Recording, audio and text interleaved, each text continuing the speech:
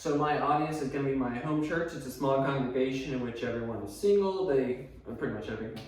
They mostly went to college with Bob Jones and currently live in kind of a lower middle class group. They're pretty spiritually mature. They've gone to church pretty much all their lives. They're used to expository sermons. It's a very small church, so they're familiar with me. And there will also be a Facebook Live audience. Today I walked out of Greek class and I noticed one of my friends just sitting in the hallway, utterly distraught. Usually joyful, she didn't even have the emotional energy to pretend that she was doing okay. I didn't ask any nosy questions, so I don't know what was going on. I just told her I'd pray for her and did so later in the day. But it reminded me that all around us, every single day, people are facing incredibly difficult situations. In our passage today, David finds himself in an incredibly difficult situation. He's on the run. He has enemies who are shaming him, who are maligning him, subjecting him to false rumors. And he finds the secret to finding peace during these stressful times. Today, we're going to find this same secret in Psalm chapter 4, as we learn that when we are faced with stressful situations, we should remember that God brings peace to those who wait for him. Waiting on God is hard, and it doesn't mean that we have to do nothing in the meantime. In fact, there's a lot of things that we're supposed to do as we wait for God. The first step, and the most important one, is that we should cry out to God. Let's read verse 1. Hear me when I call, O God of my righteousness. Thou hast enlarged me when I was in distress. Have mercy upon me and hear my prayer. David desperately pleads to God for two reasons. The first is that God is righteous. David writes, hear me when I call, O God of my righteousness. David begs God for help by appealing to God's character. The phrase, God of my righteousness, is actually only found in Psalm chapter 4. In it, we find this principle, though, that's found throughout the Bible, that we can appeal to God based on his character. We appeal to God because he is the God of truth and righteousness, who is just and right. He is the one who promised protection to his covenant people. And secondly, God has heard us before. David reminds God of the times in the past when God had heard the prayer of his servant and had helped him. He says, thou hast enlarged me when I was in distress. Have mercy upon me and hear my prayer. David appeals to God to do as he has done countless times in the past. David thus appeals to God to act in accordance with his character, not in opposition to it. And that's how we should ask God for help. Then moving from the nature of God, David then focuses on the nature of sin. When he reminds us that when we are in stressful situations, we should remember the end of the wicked. Remember the end of the wicked. In verse 2, David writes, O ye sons of men, how long will ye turn my glory into shame? How long will ye love vanity and seek after leasing? Selah. David reveals the source of his problems. He asks his enemies why they seek him harm. The phrase sons of men actually likely means sons of great men. In other words, these people came from notable families. They knew what was right and wrong, and they had no excuse for their sin. And yet, for some reason, they still oppose God's servant. So David reminds them of two truths. First, that sin is fruitless. David asks, how long will ye seek after vanity? Sin is vanity. It promises much, but it never delivers. It leaves us unsatisfied with pleasure and plagued with guilt. David also reminds them that sin is a liar. David asks his enemies why they seek after leasing or lies. Sin promises much, but it cannot deliver. It comes from the devil, the author of lies. So we should not trust the temptation to sin because it is only a lie that promises more than it can deliver. But then David moves from the results of living wickedly to the results of living righteously in his third exhortation, which is that we should know the promises of God. In verse 3, David writes, But know that the Lord hath set apart him that is godly for himself. The Lord will hear when I call unto him. These words serve as both a warning to the unrighteous and as a promise to the godly. The Bible says in Psalm 24, 3-5, "Who shall ascend into the hill of the Lord, or who shall stand in his holy place? He that hath clean hands and a pure heart, who hath not lifted up his soul unto vanity, not sworn deceitfully, he shall receive the blessing of the Lord and righteousness from the God of his salvation." By mentioning this truth, David demonstrates the fact that we can trust in the safety of God's promise of his presence, that he will set us apart for himself. David is content to dwell in God's presence because God himself is the reward. The next promise serves as both a reassurance and a warning, and that is that God will hear us. David confidently declared, "The Lord will hear when I call unto him."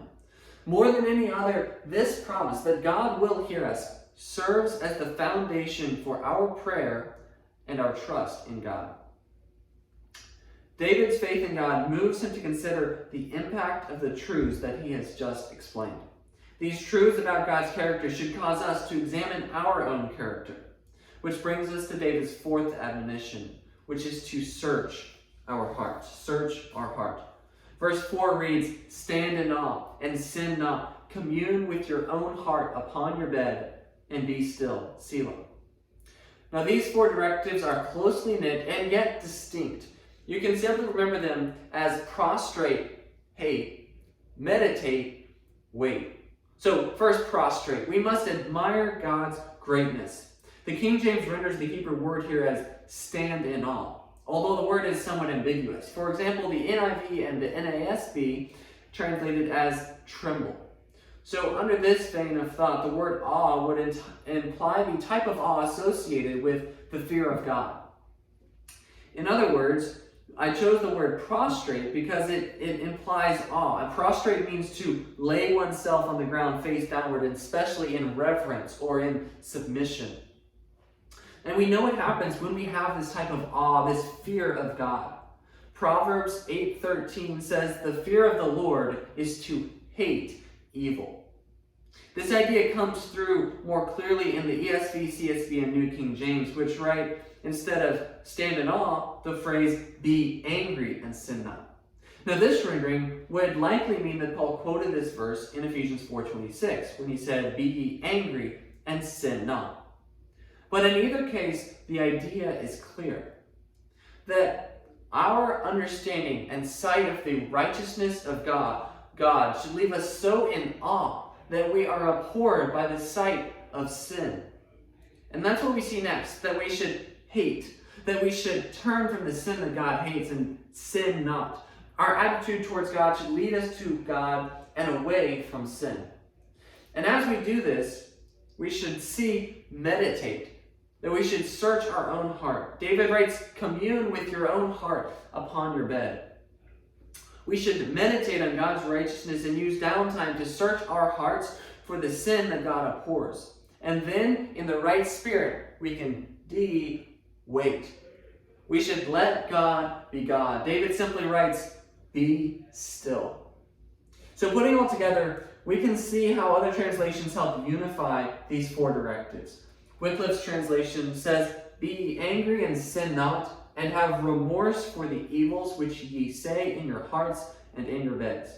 The NIV paraphrases, "When ye are on your beds, search your hearts and be silent." However, lest we get the idea that God expects us to simply hunker down and do nothing in the face of trials, let's look at the next verse, which explains that actually we should act in faith. Read verse 5. "Offer the sacrifices of righteousness and put your trust in God." God commanded his people to offer the sacrifices of righteousness. If we are asking God to be the God of our righteousness, we should act righteously ourselves. We should obey God's commandments and then trust him with the results. We should do our work and let God do his. And a huge part of this comes from ensuring that our trust in God leads us to never accept a second best option because we're not willing to wait for God's best. We should not settle. Now, in my society, the Cavaliers has this motto that is, don't settle. We don't want to simply settle for less than the best. Yet, in our passage, that's what the ungodly, the worldly people were doing. Let's look at verse 6. David describes them by saying, there be many that say, who will show us any good? Note that it just says any good. Just something better. Just something that's maybe even an ephemeral, present pleasure, but nothing lasting. This is the way of the world. As C.H. Spurgeon writes, as for worldlings, this is their unceasing cry. Their empty hearts are ready to drink in any fine delusion which impostors may invent. And when these fail, they soon yield to despair and declare that there is no good thing either in heaven or in earth. In contrast, David pleads for God's best, praying, Lord, lift up the light of thy countenance. God's presence, his countenance, his face is truly our highest desire. And when we find that, we find more than anything else can do for us. Because he continues in the next verse, that was put gladness in my heart more than in the time that their corn and their wine increased. David realized that the joy and peace found only in the presence of God far exceeded the temporal passing peace that comes from a mere distraction offered by the world. His happiness was not contingent on the seasons of harvest or on the rain that dictated how the crops would turn out. His joy came from the constant, conscious presence of God that followed him wherever he went, whenever he was awake. Thus, David's example shows us the way to find real, lasting peace. This passage shows us that God brings peace to those who wait for him. In verse 18, David writes, I will both lay me down in peace and sleep, for thou, Lord, only makest me dwell in safety. Only God can grant us the true peace that lets us lay in bed at night at peace. The world only offers distraction from the pestering condemnation of our conscience. But then, at the end of the day, the ungodly find themselves in bed, staring up at the ceiling, bothered by their own conscience, filling them with regret and despair. As a hymn by J.B. Waterbury puts it, Sinner, is thy heart at rest? Is thy bosom void of fear? Art thou not by guilt oppressed? Speaks not conscience in thine ear? Can this world afford thee bliss? Can it chase away thy gloom? Flattering, false, and vain it is. Tremble at the worldling's doom. However, when the godly lay in bed and remember their mistakes, we can turn to God in prayer and beg him for mercy, assured that he will hear us. When we find ourselves in bed, worried by the cares of the day, we can put our trust in God, assured that he will work them out. When we struggle to fall asleep because of hateful and hurtful people, we can turn over their sin to God, assured that he will righteously recompense them for their actions. Our response should be to prostrate before God, to hate our own sin, to meditate, and to wait on God. When faced with stressful situations, we should remember that God brings peace to those who wait for him. Psalm 127, 1-2 declares, Except the Lord builds the house, they labor in vain that build it. Except the Lord keep the city, the watchman keepeth it in vain. It is vain for you to rise up early and to sit up late to eat the bread of sorrows. For so he giveth his beloved sleep.